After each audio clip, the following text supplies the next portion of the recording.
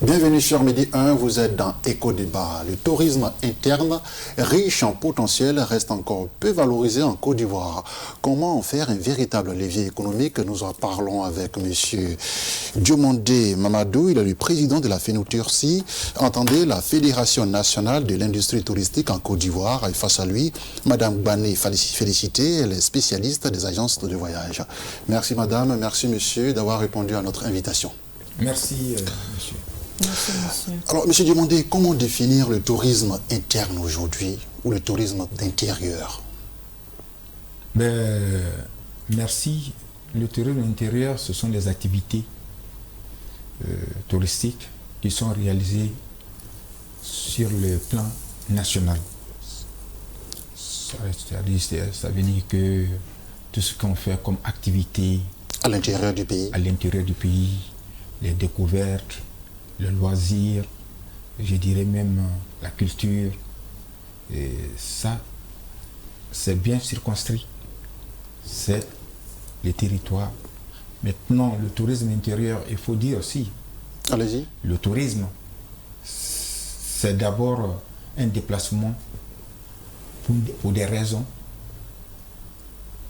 hors de ton habitation habituelle.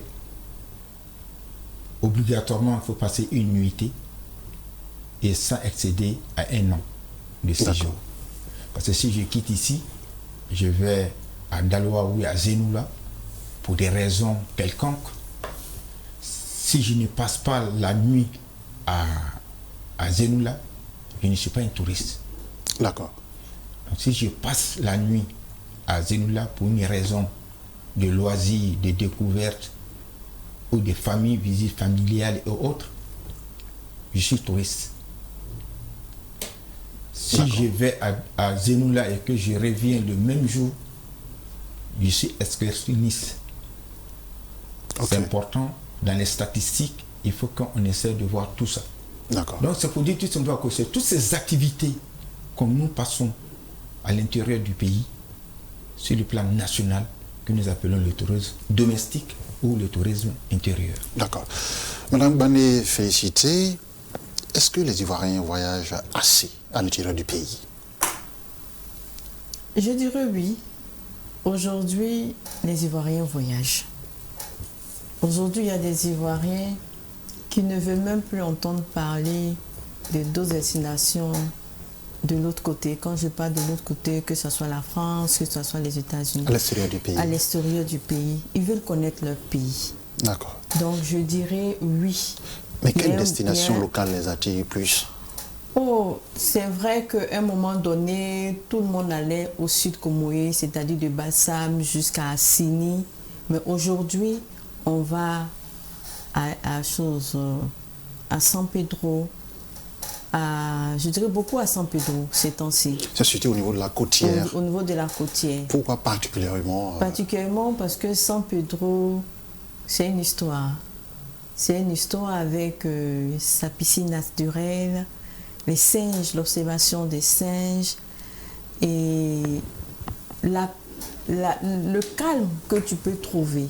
Donc c'est cela, lorsqu'ils partent, comme on disait tantôt, avec des amis, en groupe, les gens se font du bouche à oreille. Et cette destination, aujourd'hui, elle est très prisée.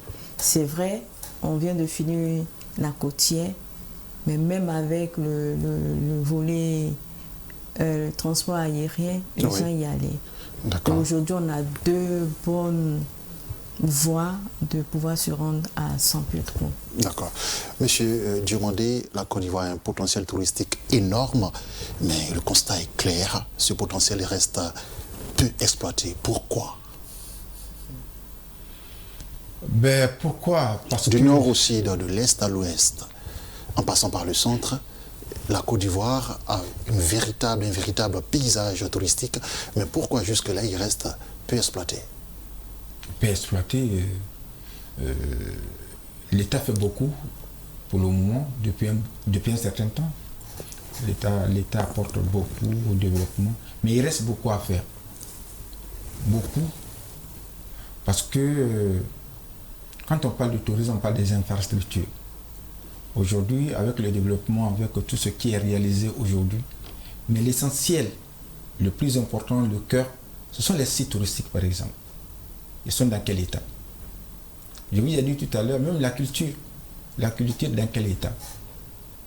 Entre le ministère du Tourisme et le ministère de la Culture. Elle parlait tout à l'heure de San Pedro qui a quand même le vent en poupe en ce qui concerne le tourisme, puisqu'il y a la route qui quitte Abidjan à San Pedro qui a été complètement refaite. Certainement, ça a favorisé les choses à ce niveau, n'est-ce pas, Madame Bani? Oui, c'est pas simplement la route, il y a plein de choses qui se mettent dedans. Je pense que Monsieur le Président veut parler des hébergements, des sites même, d'entretien des sites, l'accès aux sites. Allez-y, Président, oui. Je dirais qu'il y a beaucoup à faire.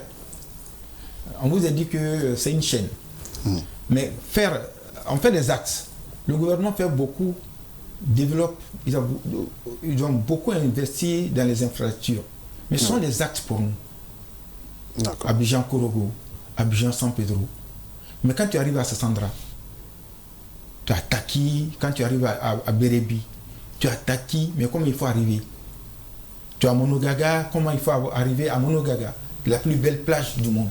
Mais quels sont les principaux obstacles du secteur? D'abord, je parle des infrastructures. Oui. Il y a la formation. Parce que quand on parle d'une destination, on parle des services de qualité. On parle de la cherté. Les établissements d'hébergement en Côte d'Ivoire, est-ce qu'elles sont toutes dans les normes? Est-ce que les services donnés aux visiteurs sont de qualité? Est-ce que moi, le visiteur, quand il paie 100 000 francs ou 50 000 francs, est-ce que ça correspond aux services qu'il reçoit? Voilà, les jeunes sont très très exigeants. Quand on dit aujourd'hui, il y a le développement, les infrastructures, elle l'a dit tout à l'heure, on va à qu'on appelle la Grand Bérébi. Il n'y a pas de problème, c'est bitumé jusqu'à Grand Bérébi. Oui. Mais arrivé à Grand Bérébi, les sites touristiques de Grand Bérébi, ce n'est pas Bérébi-Ville. C'est toujours à 10 km, à 15 km, à 7 km. Comment qu'on appelle l'état de route pour avoir ces accès? D'accord. Et c'est la même chose que partout, à Nyebi, dans Nyebi, qui est ça, qu'on appelle à Bouna, c'est la même chose. À Bondoukou, on a pas mal de potentialités. On a une accessibilité plus ou moins difficile aux sites touristiques. Oui. D'accord. Madame Bani, est-ce que le coût des séjours freine aussi les clients? Je peux dire oui, mais bon, pas trop. Ça dépend parce que il faut dire que nous, c'est vrai que nous concevons, mais nous avons des prestataires. Parce que c'est une chaîne. Une agence n'a pas un hébergement, n'a pas un site. On collabore avec des partenaires. Donc c'est en fonction de ce que les partenaires nous donnent que nous on monte en mettant nos fees. Mais le coût varie, c'est vraiment relatif. Et Monsieur le Président parlait de qualité de service. Oui. Lorsqu'on veut de la qualité, il faut s'y attendre. Que le prix, c'est pas forcément que c'est parce que c'est cher que la qualité suit. Non, mais normalement, quel que soit le prix, la qualité doit suivre. Et nous avons besoin de formation de toute la chaîne, de tout l'écosystème. D'accord. Mais qui sont vos principaux clients? Je dirais monsieur tout le monde. Hein. D'accord. Mais, comme je dis, il y a une cible que nous oublions, les gens du troisième âge. Et eux, ils sont prêts à débourser parce que c'est des personnes qui ont vécu, qui ont beaucoup voyagé, qui n'ont pas eu le temps de visiter, de découvrir leur pays. Donc maintenant, ils veulent découvrir leur pays. Et cette cible-là, souvent est oubliée. Heureusement que nous, on a pu avoir ce repère-là. Donc, on travaille beaucoup avec eux. Il y a aussi des jeunes cadres qui sont fans. Et toutes ces personnes-là, quand c'est bon, quand le service est vraiment agréable, ils payent le prix. Donc, le prix est vraiment relatif. D'accord. Monsieur Diomandé, que fait l'État pour promouvoir le tourisme interne, vous en tant que président de fêtière? Mais l'État fait beaucoup. Ça, il faut le reconnaître. Quoi concrètement? Mais l'État, administrativement et techniquement, parce que il y a un ministère technique, Oui. et ils ont élaboré quand même une politique du développement du tourisme, une stratégie qu'ils appellent la stratégie Sublime Côte d'Ivoire. Donc, dans les années 1970, il n'y avait pas tout ça. Jusqu'en 2000, le 24 mars 2014, on n'avait pas de loi. Bien sûr. Et rien n'était réglementé. Mais Sublime Côte d'Ivoire, c'est pour faire quoi? Ben, Sublime Côte d'Ivoire, c'est une stratégie. D'accord. Alors, il ne faut pas avoir... Pour promouvoir le tourisme. Voilà, c'est une stratégie. Okay. Et tout le monde sait ce que c'est une stratégie. D'accord. Pas seulement la promotion, mais l'investissement, la formation. Quand on parle de Sublime, les gens ne voient seulement que la promotion. Mais ce n'est pas seulement la promotion. La stratégie. C'est une stratégie. Et une stratégie, il y a tout dedans. Les recherches de financement.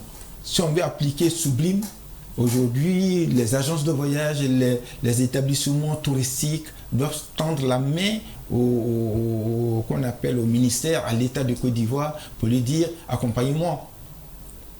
Sublime, c'est une stratégie. Et cette stratégie est venue trouver quand même quelques... le fonds de développement touristique, par exemple. Quand on mettait le fonds de développement touristique qu'on appelle sur place en 2008, c'était pour aider la formation, les entreprises touristiques, pour garantir leur investissement ou les prêts au niveau des banques. Mais ça n'a pas bougé. Malheureusement, ce fonds est là, mais c'est une coquille vide. D'accord, d'accord. Donc, c'est pour vous dire tout simplement que l'État a beaucoup fait. Mais tout n'est pas parfait. Mais on se dit quand même, il y a un minimum. À nous de nous organiser. L'État fait sa part. Mais le secteur privé doit, dans leur regroupement professionnel, ils ne sont pas des syndicalistes. C'est-à-dire, j'ai horreur que, par exemple, les regroupements professionnels, secteur privé, il ne faut pas qu'on revendique. Mais on doit faire des propositions. Des propositions, d'accord. Justement, Madame Bané, comment les agences de voyage s'adaptent-elles au marché local? Vous avez parlé des touristes du troisième âge qui mettent du prix pour une expédition. D'autres, par contre, n'arrivent pas à s'adapter en fonction de leurs besoins. Et comment vous vous adaptez au marché local? Au marché local, il faut toujours s'adapter à la demande du client. Parce que c'est selon leur demande, nous pouvons offrir ce que nous savions. Je pense, en leur proposant des offres vraiment authentiques, oui, des expériences qu'ils ont envie de vivre, et cela va aider notre tourisme. Cela va nous aider nous-mêmes en tant que professionnels. Comme disait Monsieur le Président, l'État a fait beaucoup, notre ministère fait beaucoup. Il reste à nous. Qu'est-ce que nous devions faire? Donc nous devons nous asseoir sur une table, vraiment, et surtout faire des études pour pouvoir dénicher des produits qu'on pourra proposer à ces personnes qui viennent vers nous. Donc, la balle est dans notre camp et je pense qu'on fait aussi des efforts. Nous-mêmes, en tant qu'opérateurs, nous devons nous asseoir. Nous devons nous mettre ensemble, faire des éditours, aller repérer ces sites-là pour que nous-mêmes on puisse mettre en valeur et peut-être pas derrière, l'État viendra nous aider. Parce qu'il s'agit de nous. D'accord. Quel appui apporte votre fêtière aux acteurs? Je voudrais d'abord allez-y. Ce volet-là. Il faut dire aujourd'hui que malheur est bon. Covid, à un certain moment donné, nous sommes restés pendant 3 ans sans activité avec les avions qui sont cloués au sol, il n'y avait plus d'activité touristique. À la reprise, il faut dire que les gens avaient besoin. Ils avaient besoin de sortir. Ils avaient besoin de découvrir, de voyager. Mais à l'extérieur déjà, il y avait tellement de problèmes. Et il faut dire aujourd'hui qu'il y a beaucoup de freins. Il y a beaucoup de freins aujourd'hui au niveau à l'international. Oui. Il y a le problème de visa, il y a le problème d'insécurité de l'autre côté. Et ça aussi, ça a permis aux agents de voyage, les professionnels, comme Dim Voyage par exemple, qui proposent et qui essaient de faire bouger les lignes au niveau de la culture, au niveau de nos différentes destinations. Mais ça a salué. On ne va pas réinventer la roue. D'accord. La première destination touristique, c'est la France. Mais la France, on parle des tours opérateurs. Les agents de voyage de Côte d'Ivoire, comme Dim Voyage, Pétan, ce sont des grossistes, ce sont des tours opérateurs. Il faut aller simplement voir seulement les comités d'entreprise. Comme vous, on va vous dire, vous êtes combien ici? Est-ce qu'on a une sortie à la découverte de Daloa ou bien de Korogo et de Chussi? Je crois qu'il y a 2 sommets qui vont s'installer. Mais votre appui aux acteurs. Mais oui, c'est l'encadrement. On commande déjà par les entreprises qu'on appelle souvent l'informel. Mais il n'y a pas d'informel en Côte d'Ivoire. Il y a l'économie informelle. D'accord. Donc nous, qu'est-ce qu'on fait? Si une agence de voyage ou un restaurateur, par passion, est venu s'installer, mais qui ignore, par exemple, la formalisation administrative, la formation. Je vous parle de la formation. Nous, au niveau de la Fénitorsi, on préfère une ressource humaine 5 étoiles que des bâtiments 5 étoiles. Donc nous parlons de la formation. Nous parlons de recherche de financement. Je vous ai dit aussi qu'on a fait l'état des lieux du tourisme ivoirien, en ce qui concerne, par exemple, tout ce qui est juridique. D'accord. Et donc, il y a la formation. Aujourd'hui, je n'ai pas fait de publicité, mais on a une banque qui nous accompagne. Nous avons notre propre agrément de formation, de cabinet de formation avec le FDFP. D'accord. Il y a quelque chose de très important qu'elle a dit, c'est une chaîne. Okay. Mais cette chaîne-là, malheureusement, tout le monde ne se connaît pas. D'accord. La fédération, aujourd'hui, comme je le dis, et ça, on le dit, elle a parlé d'Edictour. Mais pour un Edictour, c'est l'agence de voyage qui est devant, qui va aller rencontrer qui. D'abord, il faut se déplacer. Donc, il faut les louer des véhicules. Il faut des cars ou bien des véhicules. Toute la logistique. Toute la logistique. D'accord. C'est ça la Fénitorsi. D'accord. Madame Bané, est-ce que les jeunes s'intéressent véritablement au tourisme interne aujourd'hui? Souvent, vous voyez, il y a des jeunes même qui se prennent pour des ambassadeurs. Vous avez parlé d'un engouement de plus en plus poussé des personnes du 3e âge. Oui. Comparativement aux jeunes. Comparativement aux jeunes, je dirais que les jeunes sont en train de s'intéresser au tourisme. D'accord. Eux-mêmes, souvent, ils font leur propre expérience et après, peut-être, ils viennent aider une assistance d'un professionnel pour voir ce qu'ils ont fait, est-ce qu'il manque quelque chose. Donc, les jeunes d'aujourd'hui s'intéressent beaucoup au tourisme. Et nous devons en profiter, faire des offres pour eux. D'accord. Mais est-ce que le digital peut stimuler aujourd'hui ce tourisme interne là? Mais aujourd'hui, sans le digital, est-ce que vous pensez qu'on peut... Mais comment vous y prenez? Déjà, il faut se former, parce que c'est nouveau pour beaucoup. Et comme disait M. Diomandé, en parlant de Covid, oui. Mais c'est grâce à la digitalisation que certains ont pu se faire connaître. Il y a eu, je ne sais pas comment on appelle l'appareil, où tu n'es pas à Yamoussoukro, mais tu vois déjà qu'est-ce que tu peux visiter à Yamoussoukro, j'ai oublié le nom. Comment on appelle l'appareil, je ne sais pas si vous pouvez m'aider. Mais je veux dire, aujourd'hui, sans le digital, si tu ne mets pas le digital dans ta stratégie, ça sera compliqué pour toi. Donc, nous devons nous former à cela et je pense que ça fait une ou 2 semaines, il y a le ministère qui a organisé une formation sur la digitalisation. Donc, on y était. Donc, je veux dire, notre tutelle y pense. Donc, nous, en tant que fêtières, on doit y penser aussi pour renforcer, parce que cela va nous aider à développer notre activité et pourquoi pas même à faire découvrir ou redécouvrir la Côte d'Ivoire à tout le monde. Monsieur Diomandé, quelle contribution du tourisme interne à l'économie ivoirienne? Beaucoup. C'est un pilier aujourd'hui très très important dans le développement de notre économie, dans notre PIB. Et même la création d'emplois. Nous avons près de 6 000 et quelques hôtels, établissements d'hébergement en Côte d'Ivoire. Nous avons près de 4 500 restaurants. Nous avons près de 33 000 établissements de loisirs. Ça seulement, c'est ce qui a été répertorié. Donc on apporte la Côte d'Ivoire, le tourisme interne, parce que même quand le tourisme émetteur arrive, près de 2 millions et quelques aujourd'hui, Oui.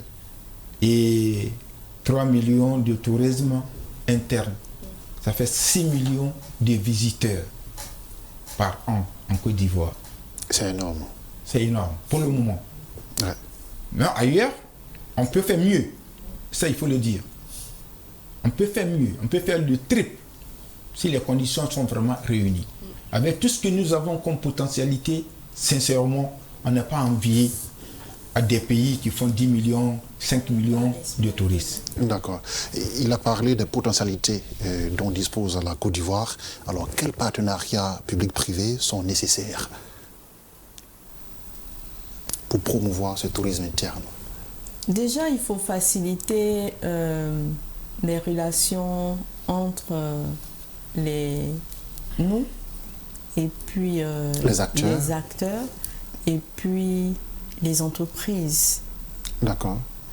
Les entreprises. Et c'est vrai, après, on va te demander des fonds, mais si le ministère, par sa voix, nous facilite des entrées dans les banques, et lorsque nous serons avec ces différents partenaires des entreprises, des comités d'entreprise, même les écoles, parce que je pense qu'il faut qu'on commence au bas de l'échelle en montant, pour que ceux qui arrivent, ceux qui vont nous remplacer demain, ils puissent déjà comprendre la nécessité de ce partenariat-là. Et comment eux-mêmes déjà ils seront mieux formés pour pouvoir mieux servir, pour que ce touriste-là soit un touriste durable et que ce partenariat-là aussi dure. Donc, c'est de nous aider à pouvoir faire face à ce que nous savons, parce que c'est nous qui avons ces compétences-là. C'est nous qui offrons. Mais souvent, il peut y avoir des blocages forcément financiers, si je me trompe. Bien sûr. Donc, si nous sommes aidés par derrière, ce partenariat-là va être fluide et chacun sera vraiment servi. Mais si les choses restent en haut ou le bas, on ne sait pas comment les choses peuvent remonter, ça peut être difficile. D'accord. Ça peut être difficile. Président Diomandé, quelle stratégie pour mieux valoriser ce potentiel touristique ivoirien? Dernière question. Valoriser, c'est l'implication. Chacun sa mission. Le secteur privé investit beaucoup. Mais dans quelles conditions? Aujourd'hui, quand on prend par exemple les chaînes qui viennent s'installer. On n'a plus assez de temps, on va y aller.